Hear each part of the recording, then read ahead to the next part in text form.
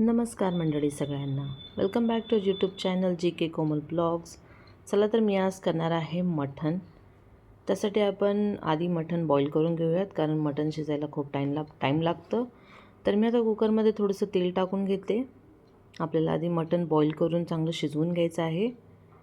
मटण जर कच्चं राहिलं आणि आपण जर तसंच मटण खाल्लात तर पोट बिघडण्याचे चान्सेस आहेत.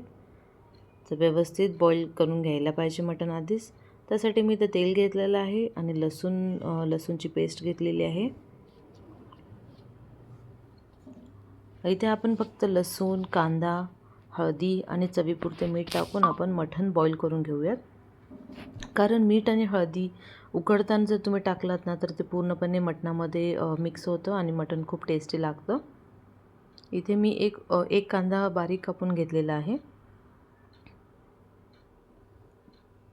एकदम सोप्या पद्धतीने आणि लवकर रेसिपी होईल मटणाची असं आहे.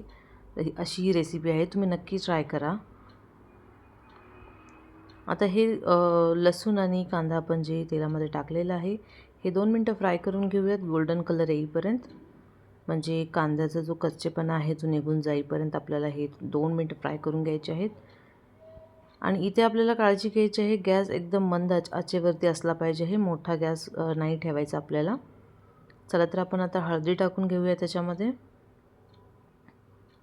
बॉईल करताना हळदी आणि मीठ आणि लसूण ह्याचं प्रमाण व्यवस्थित असेल तर एकदम मटण गाळ शिजतं आणि खूप टेस्ट पण लागतं. इथे जर तुम्ही बॉईल करण्यामध्ये जर तुम्ही चुकलात तर मटणची भाजी व्यवस्थित होणार नाही. रेसिपी म्हणजे टेस्ट येणार नाही मटणची तशी. चला तर इथं मी धुवून ठेवलं होतं मटण. आता ते आपण टाकून घेऊयात त्याच्यामध्ये आणि ह्याला मिक्स करून घेऊयात. बघू शकता, आता हे आपलं मटण मिक्स झालेलं आहे. आता याच्यामध्ये थोडंसं पाणी टाकूयात. आपण थोडं पाणी टाकून ह्याला 4-5 शिट्ट्या काढून घेऊयात. म्हणजे मटण आपल्याला गाळ शिजून पाहिजे आहे. हे चवीपुरतं मीठ टाकलेलं आहे.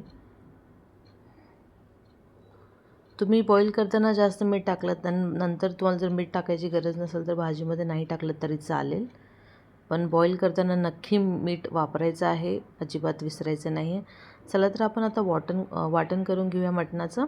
त्यासाठी मी 2 कांदे उभे चिरून घेतलेत आणि त्यांना गोल्डन फ्राय होईपर्यंत भाजून घेतलेलं आहे. आता इथे खोबरे आणि लसूण आणि थोडेसे खडे मसाले मी हलकेसे फ्राय करून घेते, कारण आपल्याला ह्याचं मिक्सरमधून वाटण करून घ्यायचं आहे. खडे मसाल्यामध्ये मिरे घेतलेत, लवंग घेतले, अख्खी इलायची घेतले, धने घेतलेत थोडेसे आणि जिरे. बस हे सगळं वाटण आपल्याला मिक्सरमधून काढून घ्यायचं आहे. ह्याची पूर्ण बारीक पेस्ट करायची आहे. चला आपण आता मिक्सरमधून वाटण काढून घेऊयात. गरम गरम वाटण काढायचं नाही आहे, एक 10 ते 15 मिनटाला रेस्ट करायचं आहे.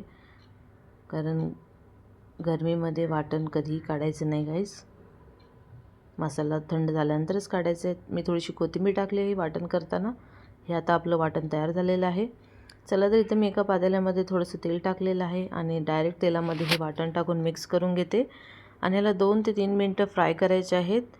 जोपर्यंत वाटण तेल सोडत नाही, म्हणजे पूर्णपणे तेलात मिक्स होत नाही, तोपर्यंत आपल्याला हे हलक्या गॅसचा फ्लेम कमी ठेवायचा आहे. मोठ्या गॅसवरती हे भाजायचं नाही आहे. तुम्ही बघू शकताय आपण वाटण टाकून हे तेलामध्ये मिक्स केलेलं आहे आणि इथे बऱ्यापैकी आपलं वाटण तेलात मिक्स झालेलं आहे गाईस. आता इथे आपण जे मटण बॉईल करून घेतलं होतं त्याचं पाणी आपण टाकून घेऊयात वाटणमध्ये. आणि या भाजीमध्ये थंड पाणी बिलकुल यूज नाही करायचं आहे. आपल्याला जर रस्साचं जर ग्रेव्ही वाढवायची असेल तर आपल्याला इथे गरम पाणी करून वाढवायचं आहे. इनकमिंग. थंड पाण्याचा बिलकुल वापर नाही करायचा आहे गाईज इथे, कारण थंड गरम पाणी जर यूज केलं तर मटण व्यवस्थित रेसिपी किंवा त्याची भाजी व्यवस्थित बनणार नाही आहे. इथे मटण फिसकण्याचे चान्सेस आहेत. तर इथे मी गरम पाणी करूनच टाकते. आणि इथे छोटंसं गार्डन आहे आमचं, बाल्कनीमध्ये आम्ही छोटेसे झाडं लावलेले आहेत. आता ह्याच्यासाठी आपण झाडांना खत घालतो आहे. तर इथे 2 ते 3 दिवसाआधी आम्ही केळीचे साल भिजवून ठेवले होते आता त्या केळीच्या सालाचं पूर्ण मिश्रण करून झाडांना ते खत द्यायचं आहे. तुम्ही जर असं केलं तर तुमचे झाड खूप हिरवे राहतील, खूप छान राहतील आणि वाढ पण लवकर येते, झाडं लवकर फुटतात. आणि फुलांच्या झाडांना टाकलं तर फुलं लवकर सुंदर येतात. कधीही झाडं कोमेजून जात नाहीत, मरून जात नाहीत, छान राहतात. नक्की ट्राय करा. घरगुती रेसिपी म्हणजे घरगुती ट्रिक आहे ही झाडांसाठी. तुम्ही नक्की ट्राय करू शकता. हे पूर्ण असं मॅश करून टाकायचं पाण्यामध्ये मिक्स करून. आणि इथे बघू शकता आपलं मटण रेडी झालेलं आहे. रेसिपी आवडलं असेल तर नक्की लाईक अँड फॉलो करा. चला तर आता भेटूया नेक्स्ट ब्लॉगमध्ये. Thank you for